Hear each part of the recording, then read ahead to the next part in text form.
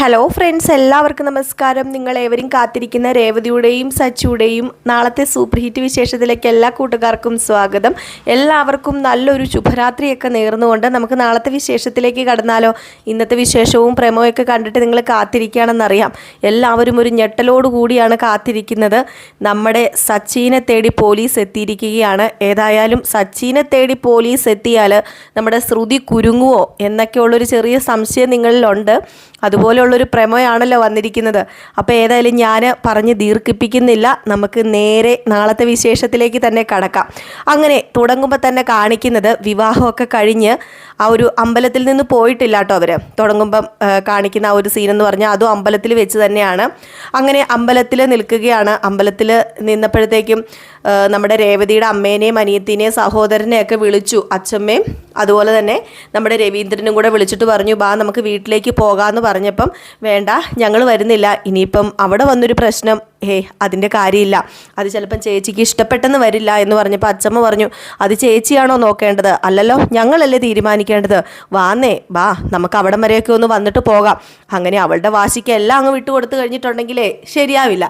ഞാൻ പറഞ്ഞു കഴിഞ്ഞിട്ടുണ്ടെങ്കിൽ അവളെ ഒരക്ഷരവും മിണ്ടാതെ അടങ്ങിയിരുന്നോളൂ എന്ന് പറഞ്ഞപ്പം ലക്ഷ്മി പറഞ്ഞു, ഇല്ല ഞങ്ങൾ വരുന്നില്ല, അതുമല്ല ഞങ്ങൾക്ക് ഇവിടെ കുറച്ച് പണികളൊക്കെ ബാക്കിയുണ്ട്, ഇനിയും കുറച്ച് പൂ കെട്ടാനും വിൽക്കാനും ഒക്കെ ഉണ്ട്, കുറേ സ്ഥലത്ത് കൊണ്ടു കൊടുക്കാനൊക്കെ ഉണ്ട്, അതുകൊണ്ടാണ് എന്നൊക്കെ പറഞ്ഞിട്ട് നമ്മുടെ സച്ചിയോടും രേവതിയോടും ഒക്കെ സച്ചി രേവതിയൊക്കെ ലക്ഷ്മിയോടൊക്കെ യാത്ര പറഞ്ഞിട്ട് അങ്ങ് പോകുകയാണ് കേട്ടോ. അപ്പോൾ അതിനിടയിൽ നമ്മുടെ രേവതിയോട് പറയുന്നുണ്ട്, ലക്ഷ്മി പറയുന്നുണ്ട്, എന്താണെങ്കിലും മോളെ നല്ലൊരുത്തനെ തന്നെയാണ് നിനക്ക് ദൈവം തന്നിരിക്കുന്നത്, നീ ഒത്തിരി സങ്കടപ്പെട്ടില്ലായിരുന്നോ, നിനക്ക് കിട്ടിയ നിൻ്റെ ഭർത്താവ് കൊള്ളരുതാത്തവനാണ് എന്നൊക്കെ നീ പറഞ്ഞില്ലായിരുന്നോ, പക്ഷെ നിനക്ക് ഇപ്പം മനസ്സിലായില്ലേ, നിന്റെ വീട്ടുകാരെ സ്വന്തം ആയിട്ട് കാണുന്ന ഒരു ഭർത്താവിനെ, അതുപോലെ നിന്നെ സ്നേഹിക്കുന്ന ഒരു ഭർത്താവിനെ നീ പറഞ്ഞിട്ടല്ലേ ആ ഒരു താലി അവിടെ വെച്ചത്. അങ്ങനെ നിന്നെ സ്നേഹിക്കുന്ന ഒരു ഭർത്താവിനെ കിട്ടണമെങ്കിലേ നീയെ ഏതോ ജന്മത്തിൽ ചെയ്ത പുണ്യം തന്നെയാന്ന് പറഞ്ഞപ്പോഴത്തേക്ക് നമ്മുടെ ദേവും പറഞ്ഞു, അത് ശരിയാ, സച്ചിയേട്ടനെ പോലെ ഒരു ഭർത്താവിനെ കിട്ടണമെങ്കിൽ ഇത് പുണ്യം ചെയ്തിട്ട് തന്നെയാ. ഏതായാലും എനിക്കതുപോലെ ഒരു ഭർത്താവിനെ കിട്ടിയാൽ മതിയായിരുന്നു, എന്ത് സ്നേഹം ആ ചേച്ചിയോട് എന്നൊക്കെ ഇങ്ങനെ പറയുകയാണ്.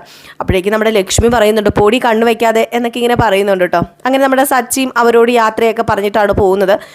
ദൈവമേ, ചന്ദ്രയ്ക്കാണെങ്കിൽ ധൃതിയാണ് കേട്ടോ, അങ്ങ് വീട്ടിലേക്ക് ചെന്നാൽ മതിയെന്നേ ഉള്ളൂ. ചന്ദ്ര ഇങ്ങോട്ട് വാ, കുറേ നേരം ആയല്ലോ, സമയം പോകുന്നു എന്നൊക്കെ പറഞ്ഞുകൊണ്ട് വീട്ടിലേക്ക് ചെന്നാൽ മതിയെന്നേ ഉള്ളൂ. അത്രമാത്രം വെപ്രാളത്തിലാണ് നിൽക്കുന്നത്. അങ്ങനെ ഇടയ്ക്കിടയ്ക്ക് നമ്മുടെ ശ്രുതി ചുറ്റുപാടും ഒക്കെ ഒന്ന് നോക്കുന്നുണ്ട്. ഇതുവരെ നവീൻ വന്നിട്ടില്ലല്ലോ, അപ്പോൾ അതുകൊണ്ട് തന്നെ അങ്ങനെ നമ്മുടെ ശ്രുതിനെയൊക്കെ കാറെ കയറ്റിക്കൊണ്ട് സച്ചി തന്നെയാണ് പോകുന്നത്. അപ്പോൾ അതിനിടയിലും ചെറിയ അങ്ങോട്ടും ഇങ്ങോട്ടും മുരുമുരുപ്പൊക്കെ ഉണ്ടാക്കണുണ്ട്. കാരണം എൻ്റെ കാറ് വേണ്ടി വന്നല്ലോ ഇവനെ കൊണ്ടുപോകാൻ എന്ന മട്ടിലാണ് നമ്മുടെ സച്ചിയുടെ കുറച്ച് സംസാരമൊക്കെ ഉണ്ട് കേട്ടോ. ഏതായാലും അവർ വീട്ടിലെത്തുകയാണ്. വീട്ടിൽ ചെന്ന ഉടനെ തന്നെ നമ്മുടെ ചന്ദ്ര കാറിൽ നിന്നിറങ്ങി ഓടുക. കാരണം ധൃതിക്ക് എങ്ങനെയെങ്കിലും ശ്രുതിനെ ഒന്ന് പെരയ്ക്കകത്ത് കയറ്റിയാൽ മതിയെന്നേ ഉള്ളൂ, തൻ്റെ പുന്നാര മരുമകളാണല്ലോ.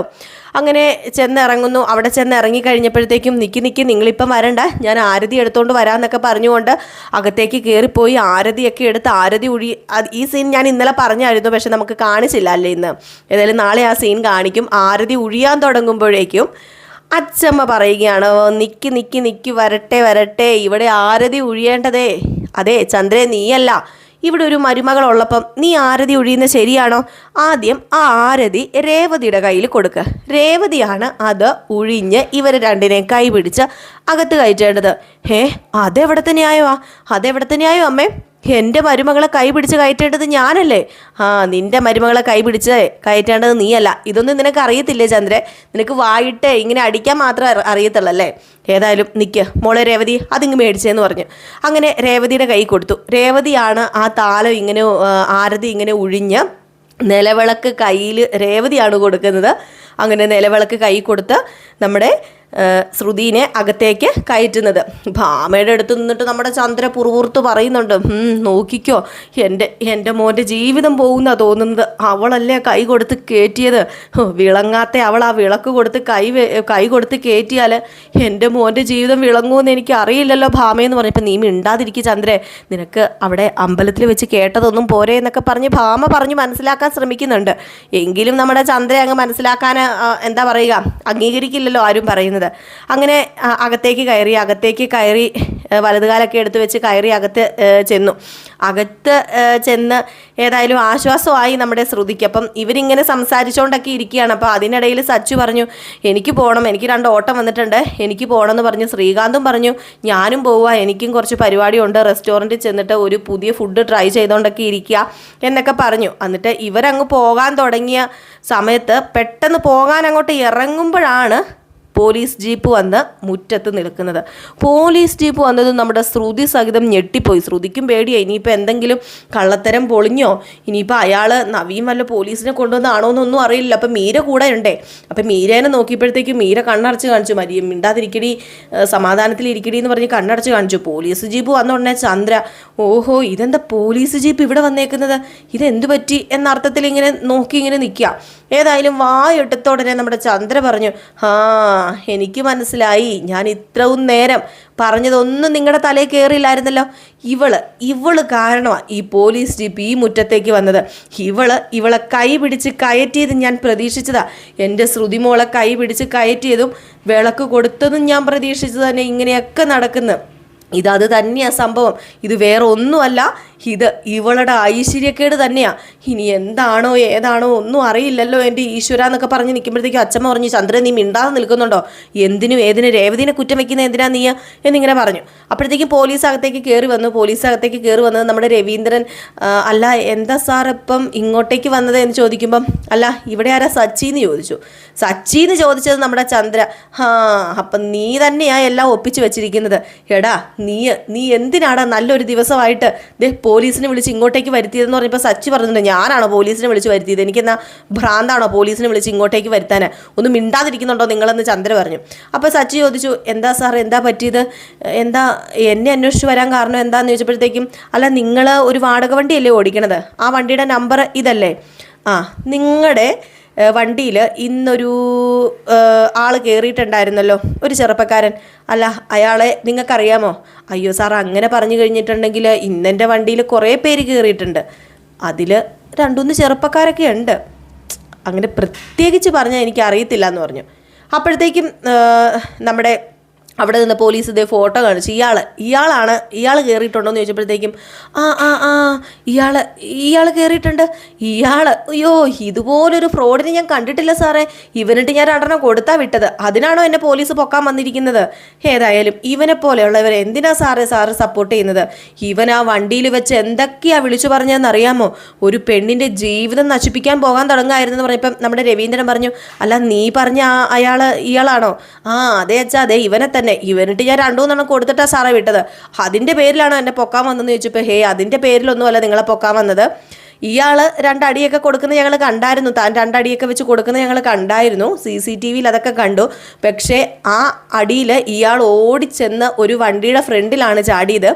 ഇപ്പം അയാൾ സീരിയസ് ആയിട്ട് ഹോസ്പിറ്റലിലാണ് ഉള്ളതെന്ന് പറഞ്ഞപ്പോഴത്തേക്കും, അയ്യോ സാറേ അവനത് തന്നെ വേണം, അത് ഞാൻ കൊടുത്തതല്ല, അവന് ദൈവമായിട്ട് കൊടുത്താ, പിന്നെ എന്തിനാ സാറേ എന്നെ പിടിച്ചോണ്ട് പോകുന്നത്? അയ്യോ നിങ്ങളെ പിടിച്ചോണ്ട് പോകാനൊന്നും അല്ല ഞങ്ങൾ വന്നത്, ഏതായാലും ഒരു കേസാണല്ലോ, സാക്ഷികൾ, അവിടെ നടന്ന സംഭവങ്ങൾ ഇതെല്ലാം ഞങ്ങൾക്ക് FIR ആക്കേണ്ട കാര്യമുണ്ട്, അപ്പോൾ അതുകൊണ്ട് തന്നെ നിങ്ങളുടെ ഇത് ഞങ്ങൾക്ക് വേണം, അതും കൊണ്ട് വന്നതാ എന്നിങ്ങനെ പറഞ്ഞു. അപ്പോഴത്തേക്കും ആണെങ്കിൽ ആ ഒരു ഫോട്ടോ കണ്ടിട്ട് നമ്മുടെ ശ്രുതി ഞെട്ടി നിൽപ്പുണ്ട് കേട്ടോ. ശ്രുതിയും ആ ഒരു ഫോട്ടോ കണ്ടായിരുന്നു. ഏതായാലും ആ ഫോട്ടോ കണ്ടത് നമ്മുടെ ശ്രുതിയും മീരയും ഞെട്ടി നിൽക്കുകയാണ്.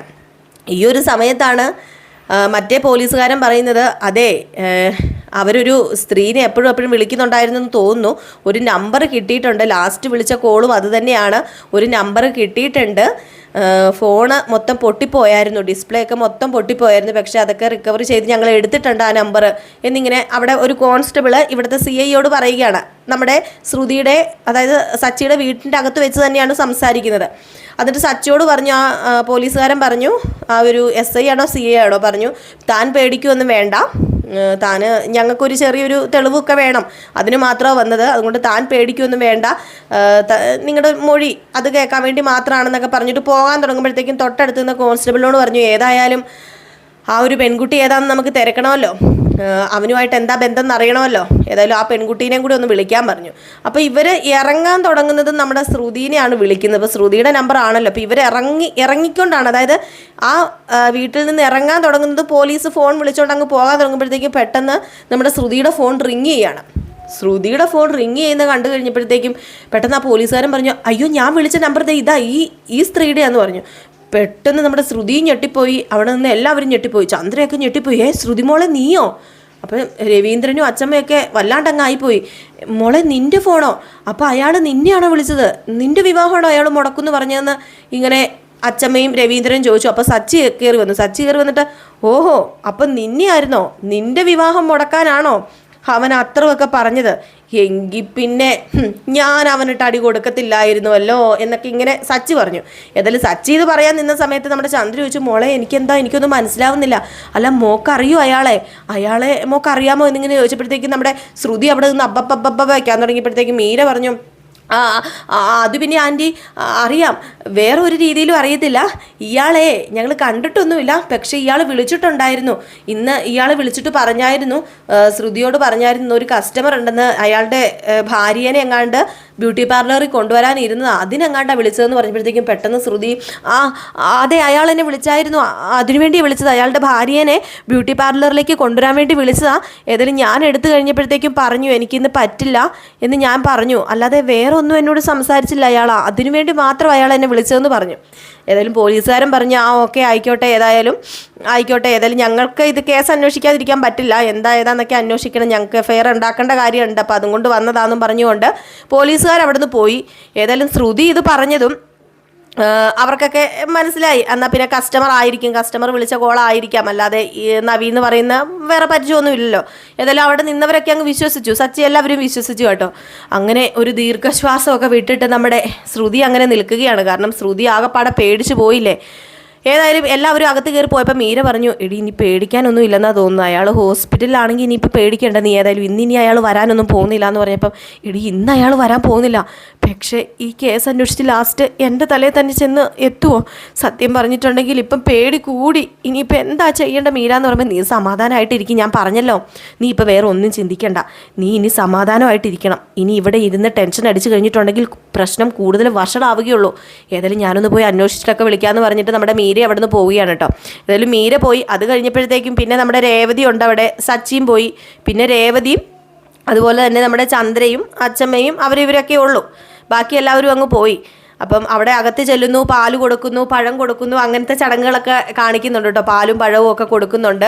അപ്പോൾ പാലും പഴവും ഒക്കെ കുടിക്കുന്നതിൻ്റെ ഇടയ്ക്ക് നമ്മുടെ ശ്രുതിക്ക് ചെറിയൊരു ഇതൊക്കെ അടിക്കുന്നുണ്ട്, അതായത് കുറ്റബോധം തോന്നുന്നുണ്ട്. താൻ പണ്ടും ഇങ്ങനെ ഒരു പ്രാവശ്യം ഇങ്ങനെ പാല് കുടിച്ചിട്ടുള്ളതാണല്ലോ, താൻ ഇങ്ങനെ ഒരു ചടങ്ങിൽ പങ്കെടുത്തിട്ടുള്ളതാണല്ലോ, അതറിയാതെയാണല്ലോ ഇവരൊക്കെ നിൽക്കുന്നതെന്നൊരു ചെറിയൊരു കുറ്റബോധം അപ്പോഴും നമ്മുടെ ശ്രുതിയുടെ മനസ്സിലുണ്ട് കേട്ടോ. ഏതായാലും ആ ഒരു സീനൊക്കെ കഴിഞ്ഞ് ഇതിൻ്റെ ഇടയ്ക്ക് നമ്മുടെ മീര വീട്ടിൽ ചെന്നിട്ട് വിളിക്കുകയാണ്. മീര വീട്ടിൽ ചെന്നിട്ട് വിളിച്ചു പറയുകയാണ്, എടി നീ പേടിക്കൊന്നും വേണ്ട, നമ്മുടെ നവീന് കോമ സ്റ്റേജിലാണുള്ളത്, അയാൾ ഉടനെ ഒന്നും അയാളുടെ ആ ഒരു അവസ്ഥ മാറില്ല, കോമ സ്റ്റേജിൽ തന്നെ കിടന്ന് മിക്കവാറും അയാൾ മരിക്കാനാണ് ചാൻസ് കൂടുതൽ എന്നിങ്ങനെ പറയണം. അപ്പോൾ ഇത് കേട്ട് കഴിഞ്ഞപ്പോഴത്തേക്ക് നമ്മുടെ ശ്രുതിക്ക് ആശ്വാസമാകുകയും പെട്ടെന്ന് ശ്രുതിയുടെ ആ ഒരു മൈൻഡൊക്കെ വിട്ട് പെട്ടെന്ന് നമ്മുടെ ശ്രുതിക്ക് സന്തോഷമായി.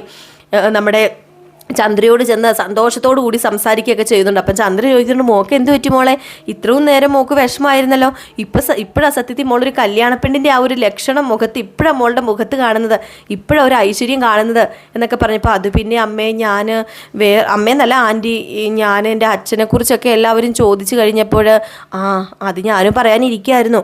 അതെ എല്ലാവരും ചോദിച്ചപ്പോൾ എല്ലാവരും ഞാൻ വഴക്കൊക്കെ പറഞ്ഞു, എങ്കിലും ഞാനും പറയുക, മോളുടെ അച്ഛനുമായിട്ട് ഇനിയിപ്പോൾ അകന്നിരിക്കേണ്ട കാര്യമുണ്ടോ, മോളുടെ അച്ഛനെ ഒന്ന് വിളിക്കുന്നേ. ഏതായാലും ഒന്ന് വിളിച്ചു മോള് സംസാരിച്ചൊക്കെ കഴിയുമ്പം, ഇല്ലാൻറ്റി ഞാൻ വിളിക്കില്ല, അതുമാത്രം എന്നെ നിർബന്ധിക്കരുത്, എൻ്റെ അമ്മേനെ അത്രമാത്രം ദ്രോഹിച്ച അയാളെ ഞാൻ എന്തിനു വിളിക്കണം, എനിക്ക് അയാളുടെ ഒന്നും വേണ്ട, ഞാൻ പറഞ്ഞില്ലേ, ഞാൻ അപ്പോഴേ പറഞ്ഞിട്ടല്ലേ ഈ വിവാഹത്തിന് സമ്മതിച്ചത്, അച്ഛനുമായിട്ടൊരു ബന്ധം എനിക്ക് വേണ്ട. അല്ല മോള് സമാധാനമായിട്ടിരിക്കുക, ഇപ്പം വിളിക്കുമൊന്നും വേണ്ടെന്നേ, നമുക്ക് കുറച്ച് കഴിഞ്ഞ് പതുക്കെ ഈ പ്രശ്നമൊക്കെ മാറ്റിയെടുക്കാം, ഏതായാലും മോളുടെ അച്ഛനല്ലേ എന്നൊക്കെ പറയുന്നുണ്ട്. നമ്മുടെ ചന്ദ്രയുടെ ഒരു ഉദ്ദേശം എന്ന് പറയുന്നത്, ശ്രുതിക്ക് ഒത്തിരി സ്വത്തുണ്ട്, മലേഷ്യയിൽ അതുണ്ട് ഇതുണ്ട് കൊട്ടാരമുണ്ട്, എങ്കിൽ പിന്നെ വലിയ കോടീശ്വരി ആണല്ലോ എന്ന് ഓർത്തിട്ടാണ് കെട്ടിയത്. ഇതൊന്നും അറിയുന്നില്ല എൻ്റെ പൊന്നോ, പാവം ചന്ദ്ര, പാവമൊന്നും അല്ല, ചന്ദ്രയ്ക്ക് ഇത് തന്നെ വേണം. അപ്പോൾ അങ്ങനെയൊക്കെ കുറച്ച് സീനൊക്കെ കാണിക്കുന്നുണ്ട് കേട്ടോ. അപ്പം ഇതിനിടയിലായിട്ട് ചെറിയ റൊമാൻസൊക്കെ ഉണ്ട്. അതൊക്കെ ഏതായാലും നമുക്ക് നാളെ ഇനിയിപ്പോൾ ആ ഒരു റൊമാൻസൊക്കെ കാണിക്കുമെന്ന് അറിയില്ല. അപ്പം ഞാൻ ഒത്തിരി നീട്ടിക്കുറുക്കി പോകുന്നില്ല. കാരണം നമ്മൾ ഇച്ചിരി കുറച്ച് മുന്നോട്ടേക്ക് കയറി പോകും കഥ പറഞ്ഞു പോകുമ്പോൾ. ഇവർ ഇച്ചിരി വലിച്ച് നീട്ടിയാണ് വിടുന്നത് ഇപ്പം. അതുകൊണ്ടാണ് കേട്ടോ ഞാനും കുറച്ച് മുന്നിലേക്കായി പോകുന്നത്. പരമാവധി ഞാൻ ശ്രമിക്കുന്നുണ്ട്.